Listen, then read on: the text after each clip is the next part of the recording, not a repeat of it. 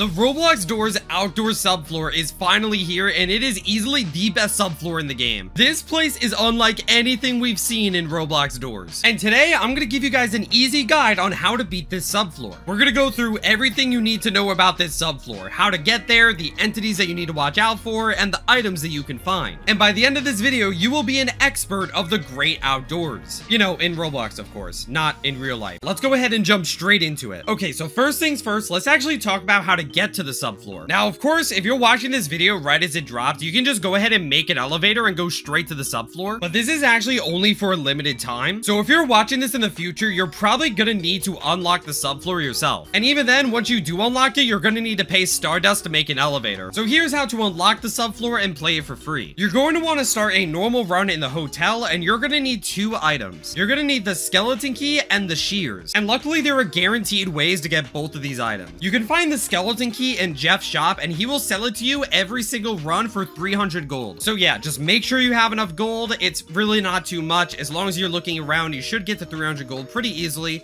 So just go ahead and buy that from Jeff's shop, and be sure not to waste your skeleton key on the way to the subfloor. Moving on to the shears, you can go ahead and find this in every single run on door 89. This is the wide open courtyard area, and the shears always spawn here. So go ahead and look around. You'll find a mini locker that's a bit smaller than the others. Go ahead and open that up, and you should see the shears. Now you can go ahead and move on to door 90, and you'll see this giant door. This is the entrance to the subfloor right here. So go ahead and use the shears on the big door, and then you can use the skeleton key on the normal door. And boom, there you go. Now you're in the outdoor subfloor. So now let's go over all the entities in the subfloor and how to avoid them. We'll start by going over the constant threats before we get into these scripted encounters. So the first entity that you're probably going to be dealing with is the groundskeeper. And you'll notice right away that this guy is actually a pretty neutral entity. He doesn't really care about you at all. And as long as you follow his rule, then he's not going to bother you. And this guy has one rule and one rule only. Do not step on the grass. Now, of course, if the groundskeeper is nowhere to be found, that you can go ahead and step on the grass all you want to explore. Nothing wrong with that. But if the groundskeeper is in a room with you, then you're gonna want to avoid the grass as much as humanly possible. If he sees you stepping on the grass, he is going to chase you down. And once he does that, I honestly don't really have many tips for you. Maybe you'll be able to run, or maybe you can hide, but this guy is pretty smart and he's really fast. And if he thinks you're a problem, then you're out of here. Anyway, the big takeaway from this is when the groundskeeper is around, do not step on the grass. And if you do need to step on the grass for whatever reason,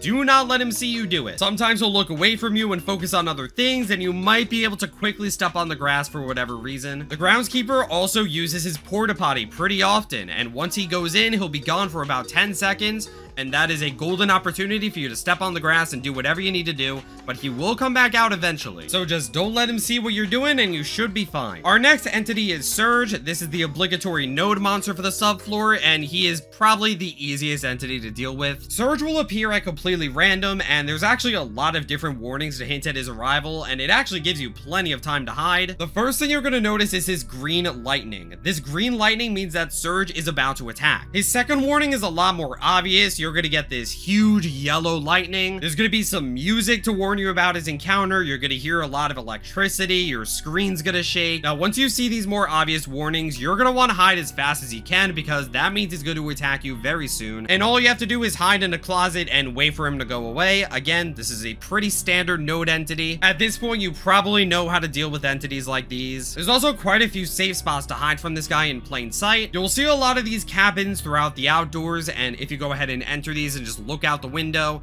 then Surge actually cannot attack you. Me personally, I also managed to hide from Surge in one of these Lotus rooms. I just kind of looked at a wall here and he wasn't able to get me. And there actually isn't a hide entity in this subfloor, so you can hide in a closet for as long as you want. If you feel unsafe for whatever reason and you feel like Surge is about to attack, you can just go ahead and hide in a closet and just hang out there for a while. And there really isn't too much of a penalty for hiding for too long. But yeah, like I said, this entity is pretty easy. Let's move on to the next one. Okay, so up next is Mandrake. This guy is pretty simple when you know what you're doing, but it does get pretty complex when you throw in other entities, and you need to know what to prioritize. Anyway, let's start with Mandrake. How do you deal with him? So Mandrake will pop out of the ground at random points, and he will scream at you. And apparently this scream is just so loud and obnoxious that your character just dies. So to deal with Mandrake, you pick him up and you put him back into his hole, and that will shut him up. Again, it's pretty simple, but when you throw in other entities, you need to know what to prioritize. If we go back to the groundskeeper, However, again, the groundskeeper does not want you touching the grass for any reason. So if you have Mandrake and groundskeeper at the same time, the best thing to do is to actually just ignore Mandrake, believe it or not. Because the groundskeeper also doesn't like Mandrake on the grass, and he will literally just attack the Mandrake for you. So yeah, in this situation, just ignore the Mandrake and let the groundskeeper do the job for you, because he will literally just come in and save you. Another situation you might have to deal with is if Mandrake and Surge appear at the same time. And if that happens, you're probably gonna want to deal with Mandrake first. Like I said, Surge does give you quite a bit of time to hide, and he technically doesn't even one-shot you, but Mandrake's Scream does kill you surprisingly quickly. So yeah, you should prioritize Mandrake over Surge, but prioritize the groundskeeper over Mandrake. Our next entity is one that we've actually already seen before, and if you've played Doors, you probably already know what it is, so I'm not going to talk too much about it, but it is Snare. Now again, if you've played Doors before, you've probably seen Snare before in the greenhouse. Here is a Snare right here. This is what it looks like, and if you step on it, you'll take some damage and you'll be stunned temporarily. Now luckily, Snare actually can't kill you, but the damage does rack up quite a bit, so you're going to want to avoid this as much as possible. And in this subfloor in particular, Snare blends in more than ever before. So yeah, just watch your step and try to avoid Snare as much as you can. And also, Snare is going to be a pretty big threat in a scripted encounter, but we'll talk about that a little bit later. Anyway, our next and final regular threat is Monument. And this guy is probably the most dangerous entity you're going to deal with. This guy is like a weird spider creature with legs, and he is disguised as like a pillar thing. This guy chases you, and if he catches up to you, you're just straight up dead. So the way that I deal with this entity the best is he's kind of like a wall dweller, if you ever played Pressure, you know what I mean? You hear footsteps and then you turn around, you see the wall dweller, and it runs away, right? You kind of want to do the same thing with the Monument, you know, like he's gonna follow you around, you're gonna hear his footsteps,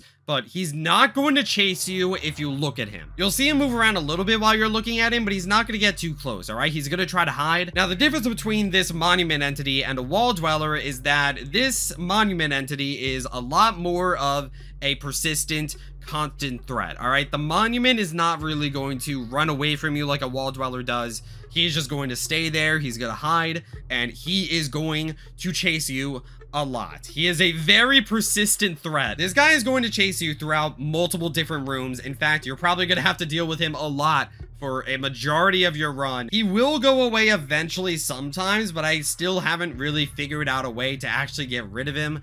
Sometimes you just need to get super far away from him, and sometimes he'll give up, but a lot of the time, he's just going to chase you through a lot of different rooms. So yeah, the best thing to do to deal with him, in my opinion, is if you hear his footsteps, look at him, and then you're probably just going to want to try to back away from him while still looking at Monument as much as possible. Now, of course, you can't really stare at Monument at all times because, again, you still have Snare to deal with. You don't want to step on Snare, and if Groundskeeper is in the same room, then you don't want to accidentally back your way onto the grass. That would not be good. So you'll see that what I like to do in this footage is I like to just, you know, quickly turn around, look at what's ahead of me, make sure there's no snares or anything, get a quick glance of what's ahead, and then I just turn straight back to the Monument, and I just sort of back away from him. You know, I feel like that gives you a lot of distance on the Monument. But again, this guy's probably going to chase you through a bunch of different rooms, so do not forget about him. Always keep an eye on him if you can. Listen for his footsteps. You're going to hear his footsteps, a little pitter patter. And if you get far enough, then eventually he'll go away. But it's going to take a while, let me tell you. Anyway, those are all of the regular threats that you're going to see constantly throughout the subfloor. Let's go ahead and move on to the 2 scripted encounters. All right, so at some point in the run, you're going to encounter the eye stalk, and this is your chase entity. Yeah, this subfloor actually has a chase sequence, which is pretty crazy to think about because typically subfloors don't have that. So you're probably going to find the eye stalk about halfway through the run. I'd say maybe a little bit after the halfway point. And your first warning that you're getting near this entity is actually a lot like Seek. You're going to start seeing a lot of eyes on the trees. If you start seeing eyes on the trees,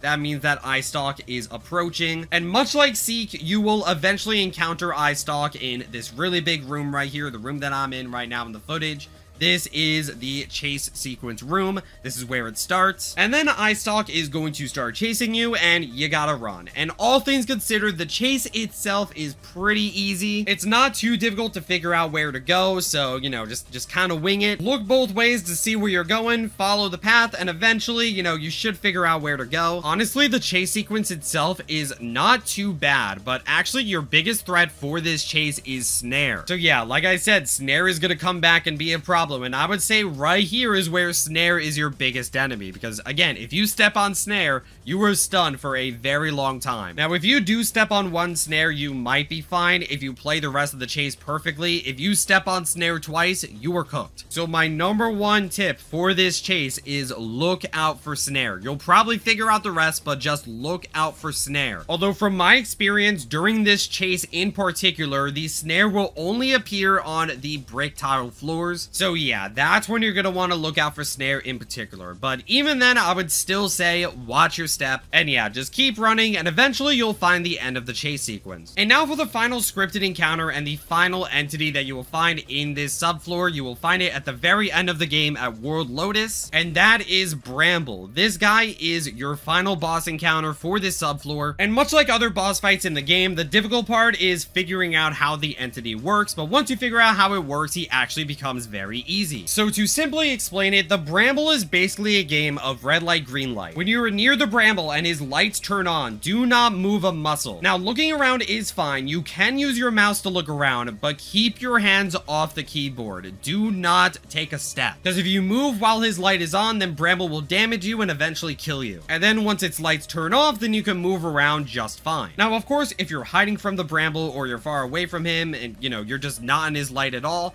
then by all means, you can keep moving around even if his lights are on. But another important thing to note is that the Bramble can go ahead and take control of any of these light posts. So he can literally teleport around the map. So yeah, if you're far away from him, then you can definitely move, but you need to be prepared for him at any point because he can teleport near you at any time. So yeah, be ready for anything. And if you see his lights turn on, you need to immediately stop and do not press WASD at all. Hands off the keyboard. In order to defeat Bramble, you're gonna have to navigate your way through this hedge maze, and you're gonna need to find 3 different guillotines to cut off these vines. Once you've found all 3 guillotines, then all you need to do is find an exit to the maze, and just like that, you'll be done with the subfloor. Now, that is all the entities in the subfloor, but of course, there are some new items that I am going to very briefly talk about. First of all, we have these lanterns. This is a brand new light source that you can find in the game. It's a pretty standard light source. You'll find this everywhere throughout the subfloor. You can just go ahead and pick them up, and you can go ahead and turn them on and off if you want. Its light is very weak, but it does last a very long time. So low light, high battery life. Not my personal favorite light source. I still like using the flashlight, but this is an option. Another item that you can find is the compass. This was in the pre-run shop for a little while, but they removed it pretty early on. Honestly, I couldn't tell you why, but yeah, you can go ahead and find this compass in, you know, Shear's chest and all that. And the way that the compass works is pretty self-explanatory. You hold it out and the red arrow will point in the direction that you need to go to progress. This is pretty useful for the outdoors in particular, since the rooms are very open-ended and there's a lot of different sub-rooms to find. And because there are no numbers on the door, it can actually be pretty difficult to find, you know, which door is the right way and which one's the wrong way. So it's pretty useful for whatever you want to do. If you just want to speed run through the game and find the exit as quickly as possible, the compass has you covered. And alternatively, if you just want to explore all the rooms and find whatever you can, then it's pretty nice to know where the exit is so that you can, you know, avoid it and sort of explore to your heart's content. And the final item that is exclusive to this subfloor is the Lotus Flower. And this one is pretty difficult to get. So first, you're gonna need to explore the map and collect 8 lotus petals. You can find these randomly, but they are pretty rare, but you will very often find them in these locked doors right here. You're going to need these keys to open these doors, and you can also find the keys randomly, you know, in cabinets and sheer chests and all that stuff. Anyway, once you find 8 lotus petals, you're gonna want to bring them to Grampy, and this is an NPC that you can find near the end of your run, a little bit before the Bramble encounter. Go ahead and equip your 8 lotus petals and talk to him, and he will actually give you the lotus flower. And this is a very useful item. The way I can describe it best is that it's basically a portable checkpoint. You can place this wherever you want, and then whenever you die, you can just use the lotus and revive at whatever checkpoint you have. So if you're just looking to beat this subfloor, I would recommend using the lotus right before the Bramble encounter. So then if you die, you can just go ahead and revive right at that lotus, and then you can immediately try the boss battle again if you lose it. So yeah, those are the 3 new items that you can find in this subfloor. And yeah, that's pretty much all the advice I have to give for the great outdoors. Now again, this update did just come out, so there might have been a lot of things I missed. So if you have any other tips and tricks, feel free to comment them down below. And yeah, best of luck to you guys who still need to beat the subfloor. If you enjoyed this video, don't forget to give it a big thumbs up and subscribe for more doors videos in the future. Anyway, I will hopefully see you guys in the next video.